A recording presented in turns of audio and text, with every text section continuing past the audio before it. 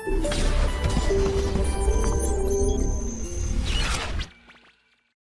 हमने अब तक क्या देखा कि ऊर्जा का क्रम क्या रहेगा अबॉव नियम के अनुसार। n+l कैसे अप्लाई करना है, सबसे पहले इलेक्ट्रॉन कहाँ जाता है, फिर कहाँ जाता है, फिर कहाँ जाता है। अब इलेक्ट्रॉनिक विन्यास कैसे लिखते हैं, तो चलो उसको भी सीख लेते हैं। जैसे मैं आपसे बोलूं कि मेरे पास बोरॉन एक एलिमेंट है, इसका इलेक्ट्रॉनिक विन्यास लिखो, तो बोरॉन का परमाणु क्रमांक कितना है, 5। ठीक, शुरुआत कहाँ से होती है, तो हमने देखा भाई सबसे पहले इलेक्ट्रॉन 1s उपकोष में जाते हैं। अब s उपकोष में कितना कक्षक होता है, 1। ये रहा एक कक्षक, एक कक्षक में अधिकतम कितने इलेक्ट्रॉन भर सकते हो, 2, तो भर दिए 2। अब 1s तो पूरा भर गया ना, तो 1s में तो इलेक्ट्रॉन रख नहीं सकते, तो अगला इलेक्ट्रॉन कहाँ जाएगा फिर, 2s में, सेकेंड ऑर्बिट के s सब शेल में। और सेकेंड ऑर्बिट के s सब शेल में कितने इलेक्ट्रॉन रखोगे, s उपकोष में कितने इलेक्ट्रॉन रखोगे, 2, क्योंकि कहीं भी हो s उपकोष में कक्षक 1 होता है, और एक कक्षक में अधिकतम कितने इलेक्ट्रॉन रखे जा सकते हैं, 2 इलेक्ट्रॉन रखे जा सकते हैं। 2s के बाद नंबर जो आएगा, 4 इलेक्ट्रॉन तो भर चुके हैं आप, बचा 1, तो 2s के बाद इलेक्ट्रॉन कहाँ जाता है, 2p में, तो बचा हुआ वो जो 1 इलेक्ट्रॉन है वो 2p में चला जाएगा। ये इलेक्ट्रॉनिक विन्यास जो आएगा वो होगा 1s2 2s2 2p1। क्लियर। अभी देखें जरा, सपोज आपको इलेक्ट्रॉनिक विन्यास लिखना है कैल्शियम का। अब कैल्शियम का परमाणु क्रमांक कितना है, 20। परमाणु क्रमांक 20 के लिए इलेक्ट्रॉनिक विन्यास क्या लिखने में आएगा, 1s2 2s2 2s के बाद इलेक्ट्रॉन कहाँ जाते हैं, 2p में, 2p6। कितने इलेक्ट्रॉन भर दिए आपने, 10 भर दिए। उसके बाद थर्ड ऑर्बिट स्टार्ट होगी, तो थर्ड ऑर्बिट में क्या होगा, 3s2 12 इलेक्ट्रॉन हो गए। 3s के बाद इलेक्ट्रॉन किस में जाते हैं, p में जाते हैं, और p में मैक्सिमम कितने इलेक्ट्रॉन भर सकते हो, 6। याद है ना, p उपकोष में कक्षक कितने होते हैं, 3, और 3 कक्षक में अधिकतम कितने इलेक्ट्रॉन भरे जा सकते हैं, 6। गिनो कितने इलेक्ट्रॉन भर चुके, 12 इलेक्ट्रॉन तो भर चुके, अगर 6 और भर देते हैं तो 18 इलेक्ट्रॉन हो गए। अभी 2 और इलेक्ट्रॉन हमें भरने हैं। क्या इलेक्ट्रॉन 3D में जाएगा, जी नहीं, 3D तो इसमें खाली बना रहेगा, 3D तो 0 रहेगा। इलेक्ट्रॉन इससे पहले कि 3D में जाए 4s में चला जाता है। आपको याद है ना अबॉव प्रिंसिपल n+l रूल, उसमें देखो आप 3D की ऊर्जा ज्यादा है, 4s की ऊर्जा कम है, तो इलेक्ट्रॉन किस में जाएगा, 4s में जाएगा। तो इसका जो इलेक्ट्रॉनिक विन्यास आएगा वो आएगा 1s2 2s2 2p6 3s2 3p6 3d 0 और 4s2। अब वो कोष जिसमें 0 इलेक्ट्रॉन है उसको लिखने की जरूरत नहीं होती, ये सेल्फ अंडरस्टूड होता है। तो हो सकता है आपको इलेक्ट्रॉनिक विन्यास कुछ इस तरह से लिखा हुआ दिखाई दे, 3p6, उसके बाद डायरेक्ट आपको 4s2 लिखा हुआ दिखाई दे। अच्छा, अगर लिखोगे भी तो एक चीज ध्यान देने जैसी है भाई, अब इलेक्ट्रॉन भरते हो तो n+l रूल के हिसाब से भरते हो, और वो ये रूल ये कहता है कि 4s में इलेक्ट्रॉन पहले जाएंगे, 3d में बाद में जाएंगे। लेकिन बात जब लिखने की आती है तो उपकोष आपके कोष के हिसाब से चलते हैं, कक्षाओं के हिसाब से चलते हैं। मतलब पहले पहली कक्षा के सारे उपकोष लिखे जाएंगे, फिर दूसरी कक्षा के सारे उपकोष लिखे जाएंगे, फिर तीसरी कक्षा के सारे उपकोष लिखे जाएंगे, फिर चौथी कक्षा के सारे उपकोष लिखे जाएंगे। ये सीक्वेंस फॉलो होता है। इसीलिए अगर आपने गौर किया हो तो 3p के बाद इलेक्ट्रॉन तो 4s में गया, उसके बाद 3d में इलेक्ट्रॉन भरते, लेकिन मैंने 3d पहले लिखा, 4s बाद में लिखा। क्यों? क्योंकि 3d तीसरी कक्षा का है और 4s चौथी कक्षा का है। ऑब्वियस सी बात है कि जो तीसरी कक्षा का उपकोष है वो चौथी कक्षा से पहले लिखा जाएगा। अगर अभी भी डाउट है तो एक और एग्जाम्पल हम देख लेते हैं। सपोज मुझे स्कैंडियम 21 का इलेक्ट्रॉनिक विन्यास लिखना है। क्लियर। अब 21 इलेक्ट्रॉन भरने थे तो 1s से शुरू हो गए। अच्छा, एक और डाउट आपके दिमाग में आ सकता है कि कॉमा कहां लगाना है। तो जहां भी ये हो रहा है कि एक कक्षा खत्म हो गई और दूसरी कक्षा शुरू हो गई, कुल मिला के 2 कक्षाओं के बीच में कॉमा लगेगा। 1 और 2 के बीच में कॉमा लगेगा, 2 3 के बीच में कॉमा लगेगा, 3 4 के बीच में कॉमा लगेगा, 4 5 के बीच में कॉमा लगेगा। तो कॉमा हमेशा एक कक्षा खत्म होने के बाद लगाया जाता है, एक ऑर्बिट खत्म होने के बाद लगाया जाता है। स्कैंडियम देखें जरा, 21 इलेक्ट्रॉन भरने हैं आपको, तो इसका जो इलेक्ट्रॉनिक कॉन्फ़िगरेशन आएगा वो आएगा 1s2 2s2 2p6, 10 इलेक्ट्रॉन भर दिए। उसके बाद इलेक्ट्रॉन जाएंगे 3s में, 3s के बाद इलेक्ट्रॉन जाएंगे 3p में, और 3p के बाद इलेक्ट्रॉन जाएंगे 4s में। अभी देखो कितने इलेक्ट्रॉन हो गए, 20 हो गए। अब बचा एक और भरना है, टोटल इलेक्ट्रॉन 21 भरने थे, तो वो बचा हुआ एक इलेक्ट्रॉन जो है वो किस में जाएगा, 3d में जाएगा। ये रहा इलेक्ट्रॉनिक कॉन्फ़िगरेशन। तो अबाव रूल के हिसाब से लास्ट इलेक्ट्रॉन 3d में गया है, लेकिन जब लिखने का सीक्वेंस है तो सबसे बाहर क्या लिखा जाएगा, 4s लिखा जाएगा। तो ये थोड़ा सा अटपटा जरूर लगता है, लेकिन हाँ 1 से 2 दिन आप प्रैक्टिस करोगे तो ये चीज आपके प्रैक्टिस में आ जाती है। जैसे मैं आपसे बोलूं कि आपको निकल 28 इस परमाणु क्रमांक के लिए इलेक्ट्रॉनिक विन्यास लिखना है, तो कैसे लिखोगे आप, 1s2 2s2 2p6, अब आएगा कॉमा क्योंकि दूसरा कोर्स खत्म है, तीसरा स्टार्ट हो रहा है, 3s2 3p6। अभी 3d में इलेक्ट्रॉन नहीं जाएगा, इलेक्ट्रॉन तो 4s में जाएगा, 4s2, ये हो गया 20 इलेक्ट्रॉन, बचे 8। तो ये 8 इलेक्ट्रॉन किस में आएंगे, 3d में आएंगे। और ये रहा इलेक्ट्रॉनिक विन्यास निकल का। आसान काम है, ये कोई बहुत ज्यादा परेशान करने वाला काम नहीं है।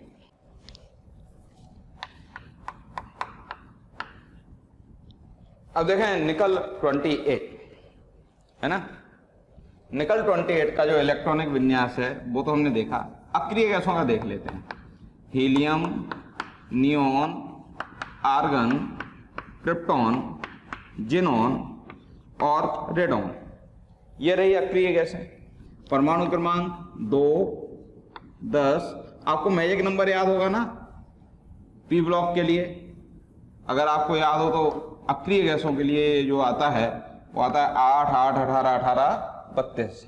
तो 10 और 8 कितने होते हैं, 18 होते हैं। और 18 और 18 कितने होते हैं, 36। याद है ना, 8, 18, 18, 32, ये मैजिक नंबर था पी ब्लॉक के लिए। 18 और 18 36 हुए, 36 में फिर 18 जोड़ दो तो 54 होते हैं, 54 में 32 जोड़ दो 86 होते हैं। ये अक्रिय गैसों के इलेक्ट्रॉनिक विन्यास। अब हीलियम का इलेक्ट्रॉनिक विन्यास क्या आएगा, तो ये आएगा 1s2। नियोन का क्या आएगा, 1s2 2s2 2p6, हो गए 10 इलेक्ट्रॉन। आर्गन का इलेक्ट्रॉनिक विन्यास क्या आएगा, 18 इलेक्ट्रॉन भरने हैं भाई, तो 1s2 2s2 2p6 3s2 3p6 clear. अच्छा, अब इलेक्ट्रॉन क्या, 18 इलेक्ट्रॉन तो इधर ही हो गए, तो 3d तक या 4s तक जाने की कोई जरूरत है नहीं है। क्रिप्टॉन का इलेक्ट्रॉनिक विन्यास देखें, ये आएगा 1s2 2s2 2p6, उसके बाद 3s2 3p6, ये हो गए 18 इलेक्ट्रॉन। 3d में नहीं जाएगा, इलेक्ट्रॉन किस में जाएगा, 4s में, हो गए 20। और d में अधिकतम कितने इलेक्ट्रॉन भर सकते हो आप, 10, तो कितने हो गए 30। अभी भी 6 इलेक्ट्रॉन और भरने हैं आपको। ये जो बचे हुए 6 इलेक्ट्रॉन हैं वो किस में जाएंगे, 4p में। अगर आपको वो एनर्जी का सीक्वेंस याद है जो कि n+l रूल के बिहाफ पे लिखाया गया है, तो उसमें देखिए आप इलेक्ट्रॉन कहाँ जाते हैं, 4s में, 4s के बाद कहाँ जाते हैं, 3d में, 3d के बाद कहाँ जाते हैं, 4p में। अब थर्ड ऑर्बिट का सबसेल पहले लिखा जाएगा, फिर फोर्थ ऑर्बिट का सबसेल लिखा जाएगा। तो लिखने में इस तरह से आते हैं, क्लियर। ये इलेक्ट्रॉनिक विन्यास हुआ किसका, क्रिप्टॉन का। ठीक इसी तरह से जब आप जिनॉन का इलेक्ट्रॉनिक विन्यास लिखोगे तो लास्ट तक जाते जाते ये आता है 5s2 5p6, और जब आप रेडॉन का इलेक्ट्रॉनिक विन्यास लिखोगे तो लास्ट तक जाते जाते ये आता है 6s2 6p6। अब सवाल ये उठता है कि ये इलेक्ट्रॉनिक विन्यास हम अक्रिय गैसों के संदर्भ में क्यों लिख रहे हैं, अक्रिय गैसों के लिए क्यों लिख रहे हैं। बेटा जैसे मैंने आपको एक कोई रैंडम एटॉमिक नंबर दे दिया, परमाणु क्रमांक 50, और आपसे बोला कि इस एलिमेंट के लिए डिटेल निकालो, इसका इलेक्ट्रॉनिक विन्यास निकालो, तो नीट एग्जाम में इतना टाइम आपको नहीं मिलेगा कि पहले आप पूरा का पूरा इलेक्ट्रॉनिक विन्यास लिखोगे, फिर उस क्वेश्चन को सॉल्व करोगे, फिर आंसर निकालोगे। तो फिर आपको इलेक्ट्रॉनिक विन्यास को शॉर्ट में लिखते हुए आना चाहिए। अक्रिय गैसों के संदर्भ में इलेक्ट्रॉनिक विन्यास को लिखते हुए आना चाहिए। अक्रिय गैसों के विन्यास के संदर्भ में कैसे? सपोज आपको इलेक्ट्रॉनिक विन्यास लिखना है किसका? परमाणु क्रमांक 21 के लिए। तो अब परमाणु क्रमांक 21 के आसपास की अक्रिय गैस देखो, वो अक्रिय गैस जिसका परमाणु क्रमांक 21 से कम है, इसके आसपास तो कौन सी अक्रिय गैस मिलती है? आर्गन। आर्गन लिख दो आप इस तरह से। आर्गन लिखने का मतलब क्या? आर्गन का परमाणु क्रमांक 18 है, यानी 18 इलेक्ट्रॉन आप भर चुके हैं। अब वो सीक्वेंस आप दिमाग में बैठा लो। जैसे नियोन दूसरे नंबर की इनर्ट गैस है, दूसरे नंबर की इनर्ट गैस में अबॉव प्रिंसिपल कहां तक फॉलो हो चुका है? 2p6 तक। आर्गन तीसरे नंबर की इनर्ट गैस है, और तीसरे नंबर की इनर्ट गैस है, तो अबॉव प्रिंसिपल n+l रूल कहां तक फॉलो हो चुका है? 3p6 तक। क्रिप्टॉन चौथे नंबर की अक्रिय गैस है, और क्रिप्टॉन लिखने का मतलब यह हुआ कि आप 4p6 भर चुके n+l नियम के अनुसार, उसके बाद इलेक्ट्रॉन भरने हैं आपको। क्लियर? तो उंगलियों पे गिन लो, helium, neon, argon, krypton, xenon, जितने नंबर की इनर्ट गैस आ रही है उतने नंबर का p पैक हो चुका है। अच्छा, आप बोलोगे सर फिर बाकी के सब सेल का सीक्वेंस कैसे याद रखेंगे हम? p भर गया तो फिर इलेक्ट्रॉन कहां जाएंगे? जैसे ही आपको लग रहा है p भर गया ना, उसके बाद इलेक्ट्रॉन आप s में भरना। जैसे आपको लग रहा है 4p भर गया तो 5s में भर दो, अगला इलेक्ट्रॉन किस में भर दो? s में भर दो। s के बाद इलेक्ट्रॉन भरने में आते हैं किसमें? n-2f में। फिर n-2f के बाद इलेक्ट्रॉन भरने में आते हैं n-1d में, उसके बाद इलेक्ट्रॉन भरने में आते हैं np में। समझे? जैसे मैं बोल रहा हूं कि आपने 5s2 लिखा, अब उसके बाद भी इलेक्ट्रॉन भरने हैं आपको, तो 5s के बाद नंबर किसका आएगा? 5-2f। 5-2 यानी 3, लेकिन 3 में तो f होता ही नहीं। अगर 3 में f नहीं होता तो ये छोड़ दो। फिर अब आ जाओ n-1d, तो 5-1 यानी कितना आया? 4। तो 5s के बाद इलेक्ट्रॉन कहां जाएगा? 4d में जाएगा। 4d के बाद नंबर किसका आएगा? np।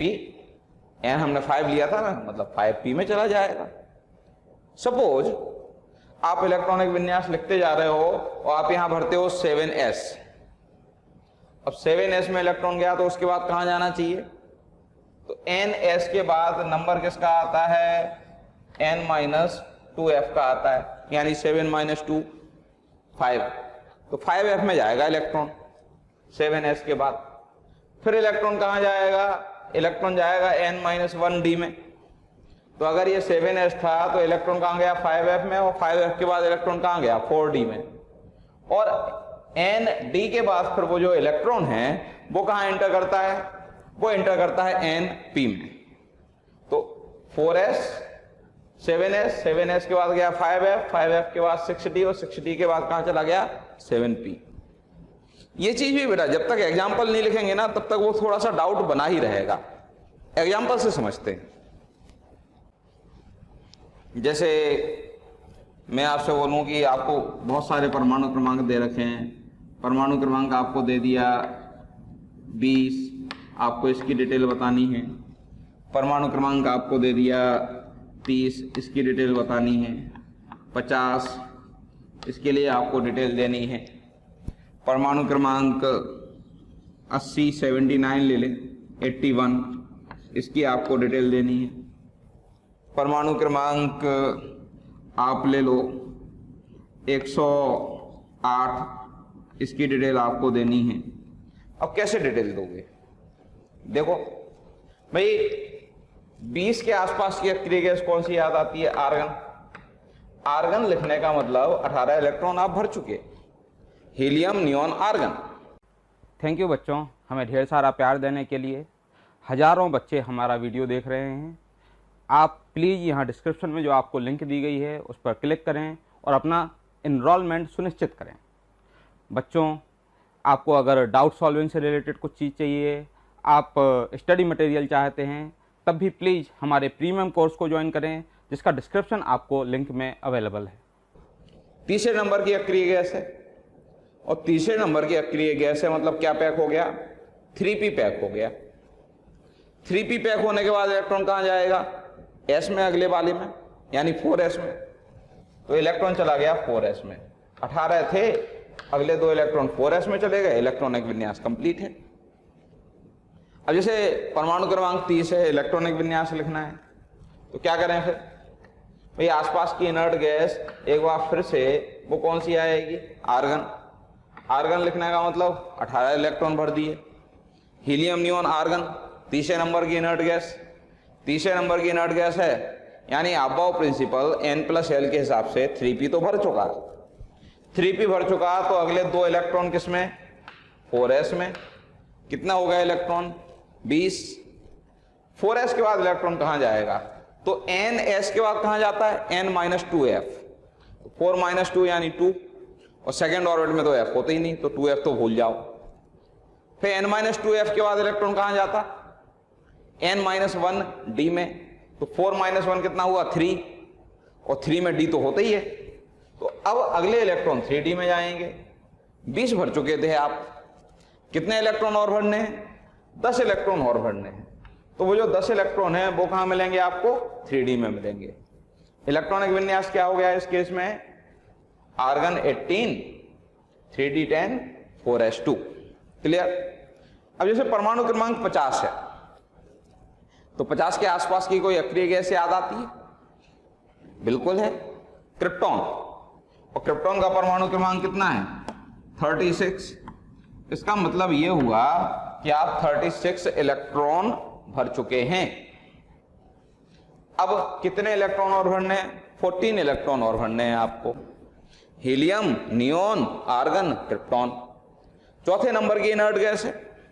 चौथे नंबर की इनर्ट गैस होने का मतलब 4p पैक हो चुका है। अब अगर 4p पैक हो गया तो अगले 2 इलेक्ट्रॉन किस में? 5s में। तो ये हमने 5s में 2 इलेक्ट्रॉन भर दिए। ठीक। ns के बाद नंबर किसका आता? n-2f का आता। यानी 5s के बाद नंबर किसका आएगा? 5 - 2 कितना आया? 3f का। लेकिन थर्ड ऑर्बिट में तो f होता ही नहीं, तो छोड़ दो उसको। n-2f के बाद नंबर किसका आता? n-1 d का आता है। तो 5 में से 1 माइनस करोगे, कितना आया? 4। तो अगला नंबर जो होगा वो किसका होगा? 4d का होगा। कितने इलेक्ट्रॉन और भरोगे? 10 भर सकते हो d में, तो आपने 10 इलेक्ट्रॉन भर दिए। अब हमने देखा ये 36, 46, 48 हो गए। 2 इलेक्ट्रॉन और भरने हैं। तो ns, n-2f, n-1d, और लास्ट में फिर क्या आ जाता? np। तो इलेक्ट्रॉन कहां जाएगा? 5p में जाएगा। कितने भरने थे? 2।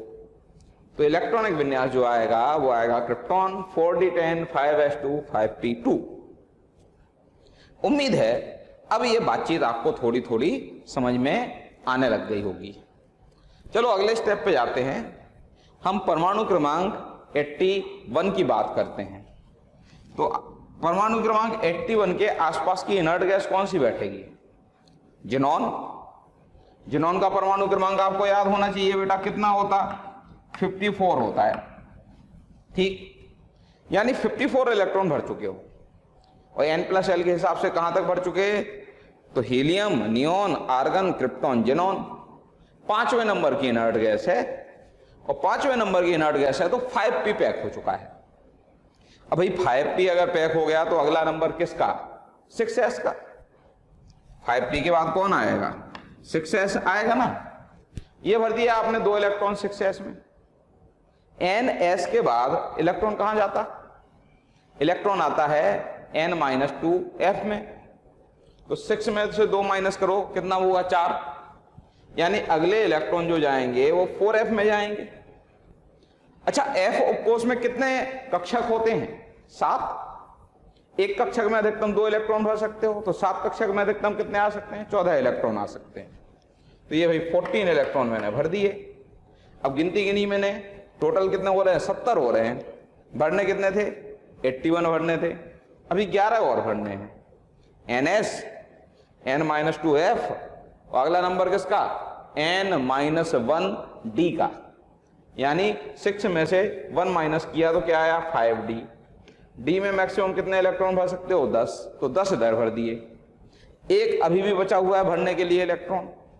तो भाई n-1d के बाद अगला नंबर जो आता है वो np का आता है ना, तो अगला इलेक्ट्रॉन जो जाएगा वो 6p में जाएगा। और ये रहा वो इलेक्ट्रॉनिक विन्यास 81 के लिए। चलो परमाणु क्रमांक 108 के लिए आपको इलेक्ट्रॉनिक विन्यास लिखना है, तो इसके आसपास की इनर्ट गैस कौन सी आएगी? रेडॉन आएगी भाई। रेडॉन लिखने का मतलब आप 86 इलेक्ट्रॉन भर चुके हैं। अब 86 इलेक्ट्रॉन अगर आपने भर दिए तो बाकी के इलेक्ट्रॉन देखो जरा, helium, neon, argon, krypton, xenon, radon 6वें नंबर की गैस है, 6th नंबर की इनर्ट गैस है, अक्रिय गैस है, यानी 6p पैक हो चुका आबॉव नियम के हिसाब से। और अगर 6p पैक हो गया है तो अगला इलेक्ट्रॉन किस में जाएंगे? 7s में। लो भाई 7s में 2 इलेक्ट्रॉन भर दिए। 86 और 2 कितना हुए? 88। अभी भी बहुत सारे इलेक्ट्रॉन भरने हैं। ns के बाद इलेक्ट्रॉन कहां जाता है? n-2f में जाता है, और 7 में से 2 उड़ा दोगे, कितना बचता है? 5। यानी अब इलेक्ट्रॉन जो जाएगा वो 5f में जाएगा। चलो भाई 5f 14 कर दिया आपने, गिनो जरा कितना हुआ ये? 100 तो यही हो गया, और 2a 102 इलेक्ट्रॉन हो चुके हैं। अभी भी आपको 6 इलेक्ट्रॉन और भरने हैं। तो n-2f के बाद इलेक्ट्रॉन कहां जाता है? n-1d, तो 7 में से 1 घटाओ, कितना बचा? 6। 5f के बाद जो इलेक्ट्रॉन जाएगा 6d में जाएगा, कितने बचे थे? 6। भर सकते हैं 6, 10 तक तो भर ही सकते हैं d में। तो ये इलेक्ट्रॉनिक कॉन्फ़िगरेशन आएगा परमाणु क्रमांक 108 के लिए।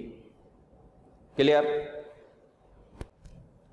अब जैसे हम आवर्त सारणी के दीर्घ स्वरूप की बात करते हैं, है ना, बात यही है ना, आवर्त सारणी का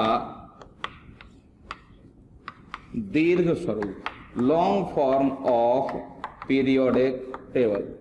वैसे इसे किस पर आधारित है? ये बोरवली के इलेक्ट्रॉनिक विन्यास के सिद्धांत पर आधारित है, जिसमें कंसेप्ट क्या यूज होता है? कंसेप्ट एक सिंपल सा जो यूज होता है वो है कि एक ही समूह के सभी तत्वों का बाह्यतम कोश का इलेक्ट्रॉनिक विन्यास एक जैसा मिलता है। क्लियर? अब आवर्त सारणी के दीर्घ स्वरूप में ये जो आवर्त सारणी है उसमें ब्लॉक कितने हैं? तो 4 ब्लॉक हैं। कौन कौन से हैं 4 ब्लॉक? S, P, D और F। क्यों भाई? n+l लगाओ, इलेक्ट्रॉनिक विन्यास लिखो, और इलेक्ट्रॉनिक विन्यास लिखने पर देखो कि आखिरी इलेक्ट्रॉन कौन से उपकोष में जा रहा है। अगर आखिरी इलेक्ट्रॉन s उपकोष में जा रहा है तो s ब्लॉक एलिमेंट है। आखिरी इलेक्ट्रॉन p उपकोष में जा रहा है तो p ब्लॉक एलिमेंट है। d उपकोष में जा रहा है तो d ब्लॉक एलिमेंट है, और f उपकोष में जा रहा है तो f ब्लॉक एलिमेंट है। तो इसके बिहाफ पर आप 4 ब्लॉक बना सकते हैं। ये तो हुई ब्लॉक की बात। अब आवर्त सारणी में जो आवर्त हैं वो कितने हैं? तो आवर्त सारणी में 7 आवर्त हैं। अब देखते हैं कौन से आवर्त में कितने एलिमेंट होने चाहिए। दरअसल कौन से नंबर का आवर्त होगा उसमें ले देखे n का रोल है, मुख्य क्वांटम संख्या n+l देखते हो ना, उसका n बोल रहा हूं मैं। n का मान देख लो। एक तत्व है, आपसे पूछा जाए ये तत्व कौन से आवर्त में आएगा, तो आपको एक सिंपल सा काम करना है। क्या सिंपल सा काम करना है? उसका इलेक्ट्रॉनिक विन्यास लिखना है उस तत्व का। उस इलेक्ट्रॉनिक विन्यास में n का जो अधिकतम मान आ रहा होगा, दरअसल वही उस तत्व के लिए आवर्त होगा। इलेक्ट्रॉनिक विन्यास लिखने पर जो n का अधिकतम मान है 5 आ जाए तो तत्व 5वें आवर्त का है, 4 आ जाए तो तत्व 4थे आवर्त का है। तो ये एक सिंपल सा सिस्टम है जो हमें फॉलो करना होता है। क्लियर? अब देखना जरा, हम आवर्त की ही बात कर लें। आवर्त, और आवर्त में वो उपकोष जो हम भरेंगे, उपकोष के बाद देखेंगे कि कुल कक्षक कितने भरे जाएंगे, और कुल कक्षक के बाद देखें हम कुल इलेक्ट्रॉन कितने आएंगे, और जितने कुल इलेक्ट्रॉन आते हैं दरअसल उतने ही क्या होते हैं, कुल तत्व होते हैं, और उसी के ब्याह पर हम उस आवर्त का नाम देते हैं। अब आप बोलोगे सर क्या बोल गए, हमें तो पल्ले नहीं पड़ा। अब समझ में आएगा ना बेटा जब एग्जाम्पल लिखेंगे। आवर्त अपने पास कौन कौन से, पहला, दूसरा, तीसरा, चौथा, पांचवा, छठा और सातवां, ये 7 आवर्त हैं। भाई पहला आवर्त जो होगा 1s से स्टार्ट होगा, और 1s पे मामला खत्म है। क्यों 1s पे खत्म है? क्योंकि जैसे ही आप 2s लिखोगे इलेक्ट्रॉनिक विन्यास में, n का अधिकतम मान 2 हो गया, और तत्व किस में चला गया, दूसरे आवर्त में चला गया। तो सिंपल सी बात है, केवल और केवल 1s उपकोष भरा जाएगा, और इस s उपकोष में कितना कक्षक आएगा, 1। अच्छा, एक कक्षक में अधिकतम कितने इलेक्ट्रॉन भरे जा सकते हैं, 2। और यही वजह है कि जो कुल तत्व पहले आवर्त में आते हैं वो 2 आते हैं। याद करो, हाइड्रोजन और हीलियम पहले आवर्त में 2 ही तो तत्व हैं। अच्छा, दूसरा आवर्त जो है वो स्टार्ट होगा 2s से और खत्म हो जाएगा 2p पर। आप बोलोगे सर 3s लें क्या? नहीं ले सकते। 3s लिखने का मतलब ही ये है कि n का अधिकतम मान 3 हो गया फिर, और n का अधिकतम मान अगर 3 हो गया तो तत्व कहां चला गया फिर, तीसरे आवर्त में। तो 2s और 2p तक मामला फिनिश हो जाएगा। क्लियर? अब s उपकोष में कितना कक्षक होता है, 1, p में कितना होता है, 3। तो टोटल मिला के जो कक्षक आप यहां पे भरोगे वो कितने भरोगे, 4। एक कक्षक में कितने इलेक्ट्रॉन भरते हो, 2। तो 4 कक्षक में मिला के कितने इलेक्ट्रॉन भरोगे, 8। और यही वजह है कि दूसरे आवर्त में कुल कितने तत्व आते हैं, 8 तत्व आते हैं। मैं आपसे पूछूं कि तीसरे आवर्त में तत्वों की कुल संख्या कितनी होगी, तीसरे आवर्त में तत्वों की कुल संख्या कितनी होगी? तो बेटा तीसरा आवर्त स्टार्ट होगा 3s से और खत्म हो जाएगा 3p पे। आप बोलोगे सर फिर गड़बड़ लग रहा है। तीसरे कक्षा में 3d भी तो होता है, लेकिन आप बाउ रूल याद करो फिर। इससे पहले कि आप 3d में इलेक्ट्रॉन भरो 4s तो भर ही जाएगा, गारंटी है। और अगर 4s भरा गया तो n का जो अधिकतम मान आपको मिलेगा वो 4 मिलेगा, और n का अधिकतम मान 4 होने का मतलब तब तो चौथे आवर्त में आ गया। तो 3d के जितने भी एलिमेंट हैं वो किस में आते हैं, चौथे आवर्त में, क्योंकि 3d भरने से पहले तो 4s भर जाता है। वापस से s का 1 और p के 3, तो 1 + 3 कितने कक्षक भरने में आएंगे, 4। और 4 कक्षक में कितने इलेक्ट्रॉन भरने में आएंगे, 8। इसीलिए तीसरे आवर्त में कुल 8 तत्व आते हैं। अब चौथे आवर्त की बात करें, ठीक है, देखना बेटा। आपका जो चौथा आवर्त है उसमें कितने तत्व आने चाहिए भाई? चौथा आवर्त स्टार्ट होगा किससे, 4s से। अब लगाओ आप बाउ नियम। तो 4s के बाद इलेक्ट्रॉन कहां जाते हैं, 3d में। 3d के बाद इलेक्ट्रॉन कहां जाते हैं, 4p में।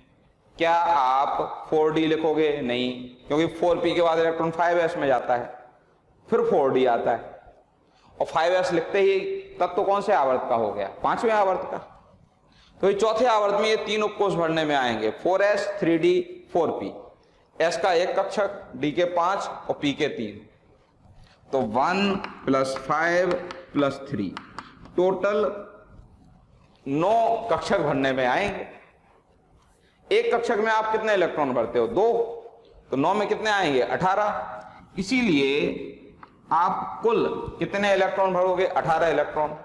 प्यारे बच्चों, रोज़ आपके कमेंट आ रहे हैं कि सर आप इस टॉपिक के बारे में वीडियो बनाएं, इस टॉपिक को थोड़ा सा एलेबोरेट करें, इसको समझाएं।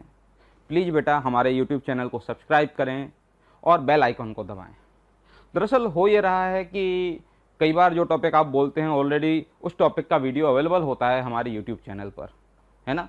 सो आप जब बेल आइकॉन प्रेस करते हैं तो आपको उसकी इन्फॉर्मेशन भी मिलेगी और वहाँ से आप हमारे सारे वीडियो देख पाएंगे। और जितने इलेक्ट्रॉन भर सकते हो उतने तत्व आ सकते हैं आवर्त में। तो चौथे आवर्त में कुल कितने तत्व आते हैं? 18 तत्व आते हैं। पांचवा आवर्त, आवर्त सारणी का जो पांचवा आवर्त है वो 5s से स्टार्ट होता है। 5s के बाद इलेक्ट्रॉन 4d में जाता है और 4d के बाद इलेक्ट्रॉन कहां जाता है? 5p में जाता है। अब कुल कक्षक कितने भरने में आएंगे? तो एक s का हो गया, 5d के हो गए, 3p के हो गए।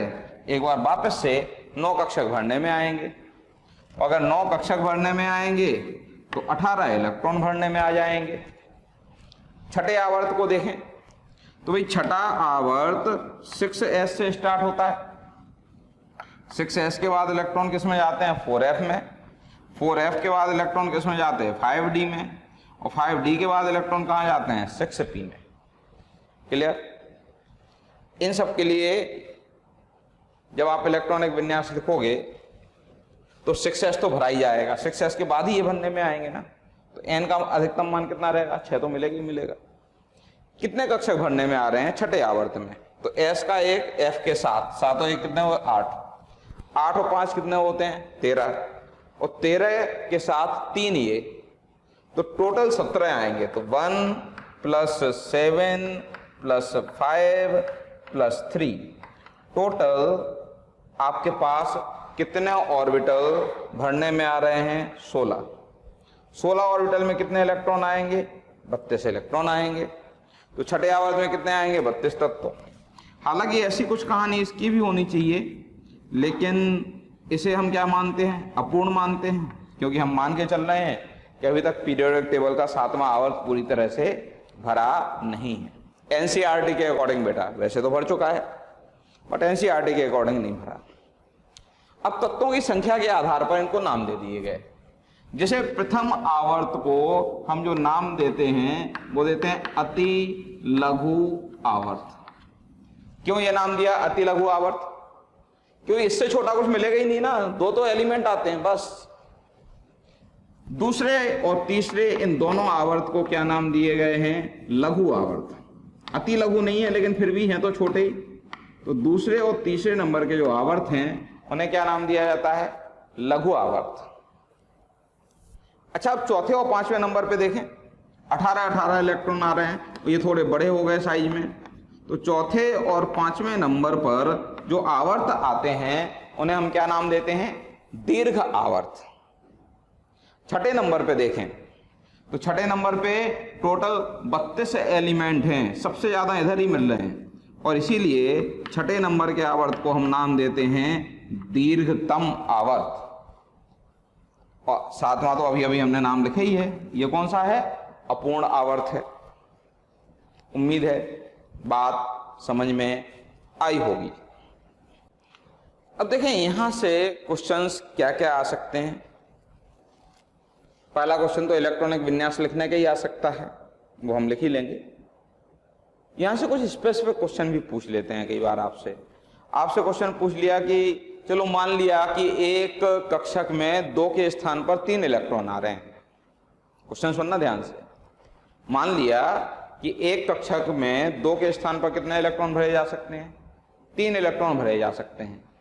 तो बताओ तीसरे आवर्त में कितने तत्व आएंगे और चौथे आवर्त में कितने तत्व आएंगे? क्वेश्चन याद हुआ? यदि एक परमाणु कक्षक में 2 के स्थान पर 3 इलेक्ट्रॉन भरे जा सकते हैं, तब तीसरे आवर्त और चौथे आवर्त में क्रमशः कितने तत्व आएंगे? ये अपना क्वेश्चन है। तो समझे जरा, जैसे ही मैं आपसे बोलता हूं तीसरा आवर्त, तो आपके दिमाग में क्या चलता है? ये वो आवर्त है जो स्टार्ट होगा 3s से और खत्म होगा 3p पे, क्योंकि उसके बाद 4s आ जाता है, उसके बाद जाके 3d का नंबर लगता है। तो यहां पर फिर आप काउंट क्या करोगे कि कुल कक्षक कितने भरने में आएंगे। तो हमने देखा s का 1 और p का 3, 4 कक्षक भरने में आ रहे हैं, और कुल कक्षक इतने हैं, तो कुल कितने तत्व आएंगे या कुल कितने इलेक्ट्रॉन आएंगे। इलेक्ट्रॉन और तत्वों की संख्या क्या होती है, बराबर आती है। अब क्वेश्चन मैंने क्या दिया आपको कि एक कक्षक 3 इलेक्ट्रॉन रख सकता है, वैसे तो 2 रखता है, नया नियम आ गया 3 रखेंगे। तो 4 कक्षक कितने रखेंगे, 4 × 3 यानी 12। तो तीसरे आवर्त में कितने तत्व आएंगे बेटा, 12 एलिमेंट आएंगे, 12 तत्व आएंगे। अब जैसे आपसे क्वेश्चन पूछा गया कि चतुर्थ आवर्त में तत्व कितने आएंगे, तो ये चतुर्थ आवर्त स्टार्ट होता है 4s से, फिर आप 3d में इलेक्ट्रॉन भरते हो और उसके बाद इलेक्ट्रॉन कहां भरते हो, 4p में भरते हो, 4s 3d 4p। अब कुल कक्षक कितने आएंगे, 1 और 5 6 और 3 9। चौथे आवर्त में 9 कक्षक भरने में आएंगे। एक कक्षक अधिकतम कितने इलेक्ट्रॉन रखता है, 3। तो 9 कक्षकों के साथ कुल कितने इलेक्ट्रॉन आएंगे, 27। 27 इलेक्ट्रॉन भर सकते हो तो 27 एलिमेंट भी आ जाएंगे। तो कई बार इस तरह के हाइपोथेटिकल क्वेश्चन भी पूछ लेते हैं। चलो एक और थोड़ा सा हाई फाई लॉजिक वाला क्वेश्चन है, जनरली ड्रॉपर बैच में डिस्कस करते हैं, हम भी कर सकते हैं, क्या दिक्कत है ना। ड्रॉपर बैच ही है, देखा जाए तो सब बात बराबर है, ड्रॉपर हो 11th हो कुछ भी हो, कंसेप्ट तो कंसेप्ट ही होता है। भारी है तो क्या हुआ, और मुझे नहीं लगता कि भारी लगेगा, सिंपल लगेगा, गारंटी है, अगर आपने अब तक ध्यान से पढ़ा है तो। क्वेश्चन ये है कि मान लिया कि आवर्त सारणी में 10 आवर्त है, मान लिया कि आवर्त सारणी में कितने हैं, 10 आवर्त हैं। तो अब बताओ 9वें आवर्त में कितने तत्व आएंगे और 10वें आवर्त में कितने तत्व आएंगे। क्वेश्चन समझ में आया। मान लिया कि आवर्त सारणी में कितने हैं, 10 आवर्त हैं, नई आवर्त सारणी बन चुकी है भाई दुनिया में, G और H उपकोष भी आ चुके हैं, अभी तक तो F उपकोष तक की कहानी पढ़ते हैं, अब G भी आ गया और H भी आ गया। तो बताओ 9वें आवर्त में कितने तत्व आएंगे और 10वें आवर्त में कितने तत्व आएंगे। अब कैसे पता लगाएं भाई, सिंपल सी बात है, समझो। अगर आप बात कर रहे हो 9th पीरियड की, 9वें आवर्त की, तो 9वां आवर्त 9s से स्टार्ट होगा। आप पहले आवर्त को छोड़ दो, बाकी किसी भी आवर्त को उठा के देख लो, एक कैरेक्टर तो मिल ही रहा है। हर आवर्त S से स्टार्ट होता है और P पे फिनिश होता है। तो 9वां जो आवर्त होगा वो 9s से स्टार्ट होगा और 9p पे क्या हो जाएगा, फिनिश हो जाएगा। अब आप अबाव प्रिंसिपल लगा लो, n+l रूल।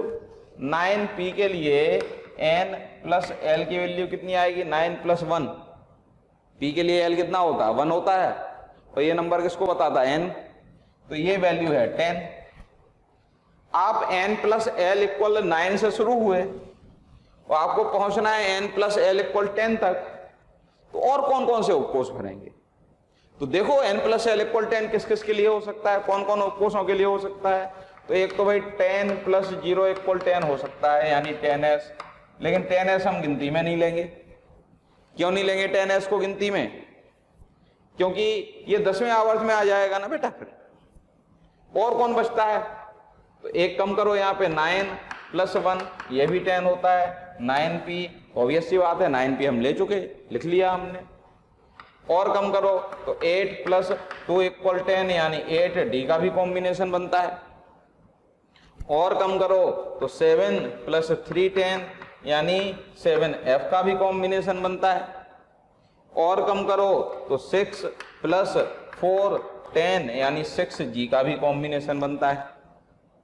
क्या आप 5 + 5 इक्वल 10 लिख सकते हैं, जी नहीं, क्योंकि n के दिए गए मान के लिए l का अधिकतम संभावित मान कितना होता है, n-1। अगर यहाँ 5 लिखा है तो यहाँ 4 से आगे नहीं जा सकते, अगर यहाँ 6 लिखा होता है तो 5 से आगे नहीं जा सकते, n-1 तक ही जा सकते हो l का मान लेके। अब कौन कौन से उपकोष भरने में आ रहे हैं? 9s के बाद इलेक्ट्रॉन किस में जाएगा? 6g में। 6g के बाद किस में जाएगा? 7f में। 7f के बाद किस में जाएगा? 8d में। और 8d के बाद किस में जाएगा? 9p में। अब कक्षक गिन लो भाई, तो याद होंगे p में कितने होते हैं? 3, d में कितने होते हैं? 5, f में कितने होते हैं? 7, g में कितने होते हैं? 9 और s में कितना होता है? 1। टोटल कितने कक्षक हैं? तो बेटा कुल कक्षक जो भरने में आएंगे वो होंगे 25। गिन लो आप। और जितने कक्षक हैं तो कुल इलेक्ट्रॉन कितने आएंगे? तो एक कक्षक में 2 इलेक्ट्रॉन, तो 25 कक्षक में कितने हुए? 50 इलेक्ट्रॉन। 50 इलेक्ट्रॉन आएंगे भरने में। यानी 9वां आवर्त जो बनेगा भविष्य में उसमें कितने तत्व रखे जाएंगे? 50 तत्व रखे जाएंगे। क्वेश्चन ये भी पूछा जा सकता था कि भविष्य में जो नया मैजिक नंबर आएगा 32 के बाद वो क्या होगा? तो बेटा फ्यूचर में 32 के बाद जो नया मैजिक नंबर डेवलप होने वाला है वो है 50। क्लियर? अच्छा, आपसे ये भी 10वें आवर्त में भी ऐसा हिसाब किताब लगा सकते थे। वापस से कहानी वही भाई 10th पीरियड में 10वें आवर्त में कितने तत्व आएंगे? पहली बात तो 10th पीरियड स्टार्ट होगा 10s से और खत्म किस पे होगा? 10p पे होगा। यानी n+l इक्वल 10 से शुरू हुए हैं और n+l इक्वल 11 पे खत्म हुए। अब वापस से n+l इक्वल 10 से n+l इक्वल 11 तक पहुंचते पहुंचते आपको कौन कौन से उपकोष में इलेक्ट्रॉन भरना है ये चेक करना है। तो देखो भाई n की वैल्यू कितनी रखो आप? पहले तो 11 लाना है, 10+1 तो 11 + 0 11। ये तो 11s है और ये हम गिनती में नहीं लेंगे। क्यों 11s गिनती में नहीं लेना? क्योंकि 11s लिखने का मतलब ये 11वें आवर्त का तत्व हो जाएगा। फिर तो और क्या क्या प्रोबेबिलिटी बचती हैं? 10+1 इक्वल 11 यानी 10p, वो हम लिख चुके। और क्या प्रोबेबिलिटी है? तो 9+2 इक्वल 11 9d। और क्या प्रोबेबिलिटी है? 8+3 इक्वल 11 8f। और क्या प्रोबेबिलिटी है? 7+4 11 7g। और क्या प्रोबेबिलिटी है? 6+5 11 6h। इसके आगे नहीं है भाई, बस क्योंकि यहां 5+6 तो लिख नहीं सकते। तो इलेक्ट्रॉन 10s के बाद इलेक्ट्रॉन कहां एंटर किया? देखो 6h में। 6h के बाद कहां एंटर किया? 7g में। 7g के बाद कहां एंटर किया? 8f में। 8f के बाद कहां एंटर किया? 9d में। और 9d के बाद कहां एंटर किया? 10p में। अब कक्षकों की गिनती शुरू कर दी जाए। कुल कितने कक्षक भरने में आएंगे? तो p के कितने होते हैं? 3, d के कितने? 5, f के कितने? 7, g के कितने? 9, h के कितने? 11 और s का कितना? 1। तो 11 और 9 20 1 21, 21 और 7 28, 28 और 5 33, 36 आ जाएंगे। तो कुल कक्षक जो भरने में आए वो कितने आए? 36। तो कुल तत्व या फिर कुल इलेक्ट्रॉन कितने भरे जा सकते हैं 10वें आवर्त में? 36 मल्टीप्लाई बाय 2 72 इलेक्ट्रॉन भरे जा सकते हैं। अब ये तो हो गया लॉजिकल डिस्कशन। लॉजिक के बिहाफ पर आप ये संख्या निकाल सकते हो, बट एग्जाम हमें इतना टाइम नहीं देगी। तो एग्जाम में इसको क्या सॉल्व करने का कोई शॉर्टकट है? बिल्कुल है बेटा। हम यहां पर इसीलिए तो हैं कि आपका जो काम टफ है, जो काम कठिन है, उसको हम क्या बना दें? सिंपल बना दें। अब ये काम सिंपल कैसे बनेगा? देखो nवें आवर्त में तत्वों की कुल संख्या, तो हम ये मान के चल रहे हैं कि nवें आवर्त में तत्वों की जो कुल संख्या है वो कितनी है? x। ठीक है। अब यहाँ पे बना लो दो केस। केस 1, अगर आपको हमारे वीडियो पसंद आ रहे हैं प्लीज़ उन्हें लाइक करें, शेयर करें, ताकि ज़्यादा से ज़्यादा ज़रूरतमंद बच्चों तक उनकी पहुंच हो सके। प्यारे बच्चों, आपका बहुत प्यार और स्नेह हमें मिल रहा है और यही वजह है कि हम हाईली मोटिवेटेड रहते हैं आपको अपनी बेहतर सुविधाएं देने के लिए, बेहतर सेवाएं देने के लिए। जब x क्या है, सम है, सम संख्या 2 4 6 8 10 यूँ चल रहा है, तो उस केस में x कैसे आएगा, n प्लस 2 का स्क्वायर डिवाइडेड बाय 2 से आएगा। भाई एग्जाम्पल, 10वें आवर्त में कुल तत्व, तो 10वें आवर्त में कुल तत्व कितने आएंगे, तो n की वैल्यू 10 हो गई ना, 10 प्लस 2 का स्क्वायर डिवाइडेड बाय 2 कितना आ गया, ये आया 144 डिवाइडेड बाय 2 आ गया 72। अच्छा, इसमें एक और केस बनेगा, केस सेकंड। केस सेकंड क्या है, अगर x जो है उसका मान विषम आ रहा है, सम संख्या नहीं आ रही है, तो उस केस में क्या होगा, x जो आएगा वो आएगा n प्लस 1 का स्क्वायर डिवाइडेड बाय 2, है ना। यहां पे n कितना है, विषम संख्या है। जैसे आपसे अभी क्वेश्चन पूछा था मैंने कि 9वें आवर्त में कुल तत्व, तो 9वें आवर्त में जो कुल तत्व आएंगे वो कितने आएंगे, तो 9 प्लस 1 का स्क्वायर डिवाइडेड बाय 2, आंसर कितना आया 50 आएंगे। भाई उम्मीद है मामला क्लियर हुआ होगा। चलो ठीक, बात करते हैं। देखें बेटा, इलेक्ट्रॉनिक विन्यास तो वैसे लंबी कहानी है, चलती रहेगी, नो डाउट अभी भी बहुत कुछ डिस्कस करना बाकी है, तो ये ना समझें कि इलेक्ट्रॉनिक विन्यास हमने खत्म कर लिया है, ये तो अभी और आएगा। फिलहाल हम सामान्य इलेक्ट्रॉनिक विन्यास की बात करते हैं। सामान्य का मतलब एक ऐसा पर्टिकुलर इलेक्ट्रॉनिक विन्यास जिसमें एक जो कैटेगरी हम बोलते हैं जैसे क्षारीय धातु, तो वो सारी क्षारीय धातु आ जाएं, या हम बोल रहे हैं एस ब्लॉक तो पूरा एस ब्लॉक आ जाए। सामान्य शब्द जो एक साथ बहुत सारे चीजों को क्या कर सकता हो, परिभाषित कर सकता हो। जैसे मेरे पास 11th क्लास के बच्चे हैं, स्टूडेंट्स हैं, तो एक तो मैं हर एक को उसके नाम से बुलाता जाऊं, और दूसरा मैं क्या करूं, एक कंबाइंड वे में बोल दूं 11th क्लास इंग्लिश मीडियम के बच्चे या ड्रॉपर बैच के बच्चे, तो उससे बात समझ में आ जाती है ना, सबको एक साथ ले लिया हमने। इसे बोलते हैं हम सामान्य इलेक्ट्रॉनिक विन्यास।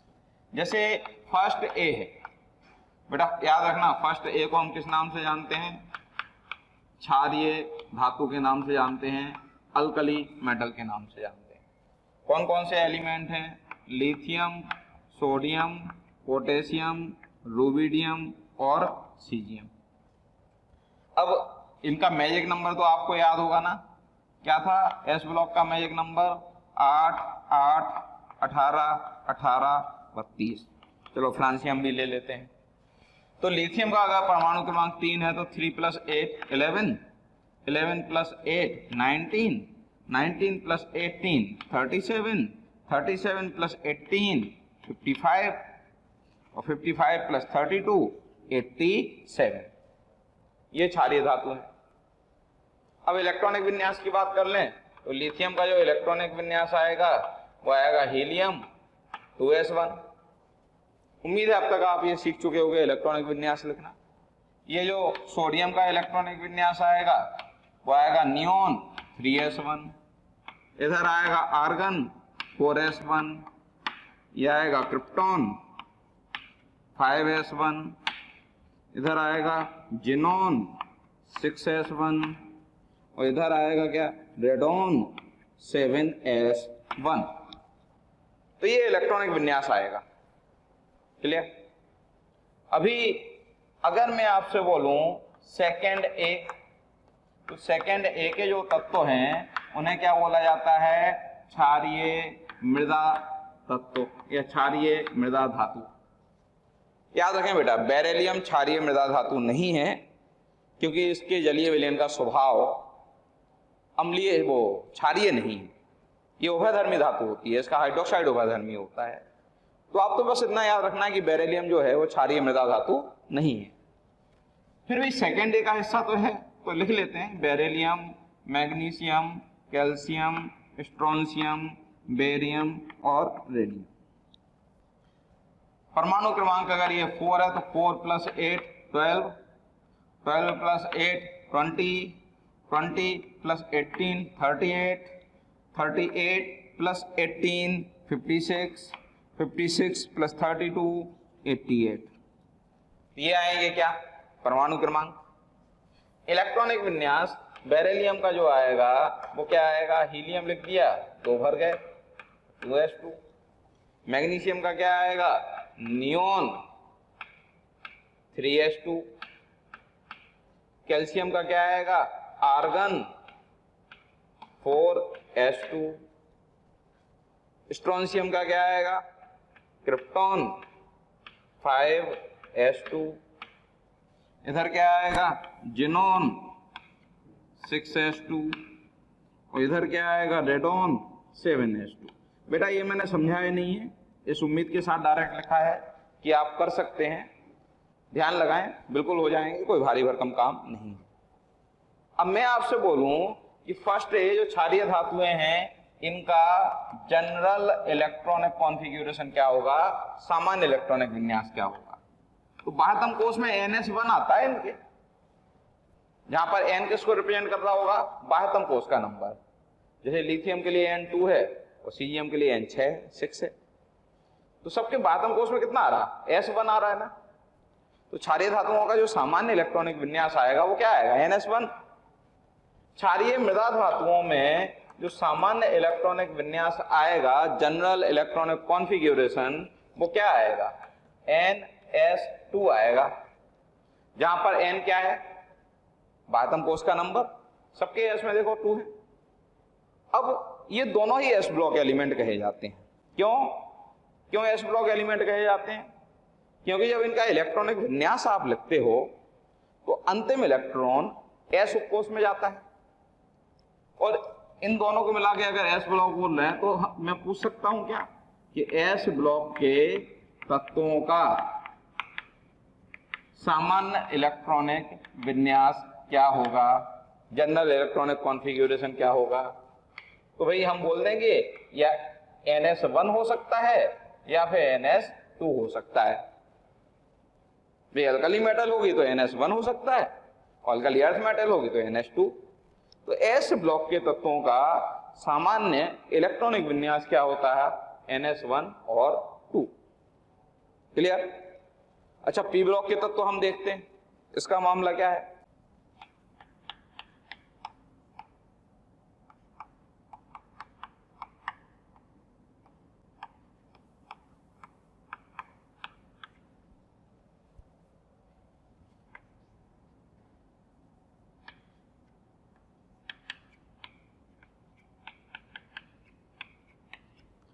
बोरॉन परिवार, ये रहे element boron, aluminium, gallium, indium, thallium. Magic number याद होगा P ब्लॉक का 8, 18, 18, 32। तो अगर बोरॉन का परमाणु क्रमांक 5 है तो एल्यूमिनियम 5 + 8 13, 13 + 18 31, 31 + 18 49 और 49 + 32 81। ये इनके क्या हो गए, परमाणु क्रमांक हो गए। बोरॉन का इलेक्ट्रॉनिक विन्यास क्या आएगा, तो ये 5 इलेक्ट्रॉन भरने थे, हीलियम लिखने का मतलब 2 भर दिए, बचे 3। हीलियम में 1s2 पैक हो गया, तो फिर उसके बाद क्या पैक होगा 2s, और 2s के बाद नंबर किसका आएगा 2p का। एल्यूमिनियम तो आसपास की इनर्ट गैस नियोन लिखी, नियोन लिखने का मतलब 10 इलेक्ट्रॉन भर दिए, 3 और भरने।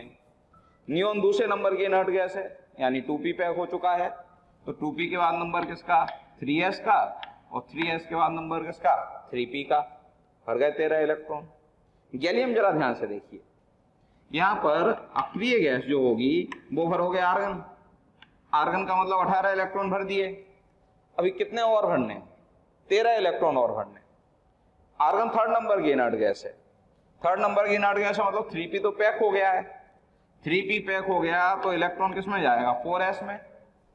NS के बाद n-2f, 2f तो होते ही नहीं, n-1d यानी 3d, d में मैक्सिमम कितने 10, 12 इलेक्ट्रॉन भरे हैं, भरने 13 थे, एक और बच गया, वो किसका नंबर आएगा 4p। तो NS, n-2f, n-1d, उसके बाद np, वो सीक्वेंस है। यहां पर इलेक्ट्रॉन जो आएगा वो आएगा क्रिप्टॉन में, 36 भर गए, 13 और भरने हैं। क्रिप्टॉन चौथे नंबर की इनर्ट गैस है, यानी 4p पैक हो चुका है, 4p पैक हो चुका है तो इलेक्ट्रॉन आप 5s में भरो। 5s के बाद नंबर किसका आता है 3f, होता नहीं, n-2f, n-1d यानी 4d। देखो 12 इलेक्ट्रॉन भर गए, एक और भरना है, तो जो बचा हुआ एक इलेक्ट्रॉन है वो किस में आएगा 5p में आएगा। थैलियम के लिए आसपास की जो इनर्ट गैस है वो क्या आएगी जिनॉन, 54 भर दिए, 81 तक हमें जाना है। जिनॉन 5वें नंबर की इनर्ट गैस है, यानी 5p पैक हो चुका है। 5p पैक हो चुका तो इलेक्ट्रॉन 6s में जाएगा, 6s के बाद इलेक्ट्रॉन 4f में जाएगा। कितने हो गए 70 इलेक्ट्रॉन हो चुके हैं, अभी भी 11 और भरने हैं। 4f के बाद इलेक्ट्रॉन कहाँ जाएगा 5d में, और 5d के बाद बचा हुआ इलेक्ट्रॉन कहाँ जाएगा 6p में। अब मैं आपसे पूछूं कि बोरॉन परिवार का जनरल इलेक्ट्रॉनिक कॉन्फ़िगरेशन क्या लिखा जाए, तो केवल बाह्यतम कोष लिखते हैं SO_P ब्लॉक एलिमेंट में। तो देखो बाह्यतम कोष में क्या है, S में 2 है और P में 1 है, तो NS2P1, या फिर आप लिख सकते थे NS2NP1, जो आप लिखना चाहो, दो में से कोई एक। ये बोरॉन परिवार का इलेक्ट्रॉनिक विन्यास है। लास्ट में जाते जाते अक्रिय गैस में P6 आ जाता है। भाई बोरॉन परिवार से लेकर अक्रिय गैस तक जितने भी तत्व हैं उनका जब इलेक्ट्रॉनिक विन्यास आप लिखते हो तो आखिरी इलेक्ट्रॉन किस में जा रहा होता है P कोष में, इसीलिए वो सारे P ब्लॉक एलिमेंट हैं। तो हम बोल सकते हैं कि P ब्लॉक के तत्वों का जनरल इलेक्ट्रॉनिक कॉन्फ़िगरेशन, सामान्य इलेक्ट्रॉनिक विन्यास क्या आता है NS2NP126, 1 से लेकर 6 तक कुछ भी हो सकते हैं P ब्लॉक के लिए। ये P ब्लॉक के तत्वों का इलेक्ट्रॉनिक विन्यास है। और ऐसा ही कुछ D ब्लॉक के लिए आता है। अब बहुत ज्यादा अगर समझें तो उसकी कोई जरूरत भी नहीं है।